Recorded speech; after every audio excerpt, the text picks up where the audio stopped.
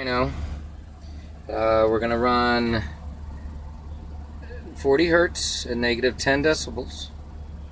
Okay. The ViX BanGin in-vehicle DYNO real-time wattage meter and voltage meter. So the best way to check this is just running it across my Fluke Multimeters.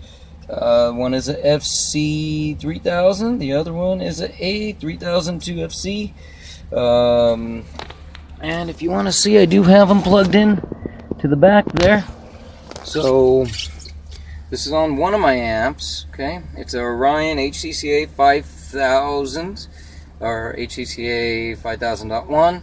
So we're gonna hit play, and voltage I'm getting 2.1, or amperage I'm getting 2.1 amps, as you can see. Perfect there. Now we're gonna do voltage.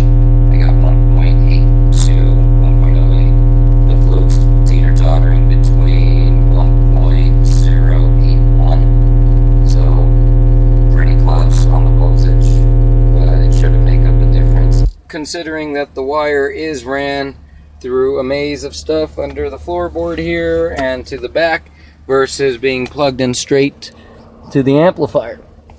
And that's how you can see the accuracy. So it's pretty good on accuracy.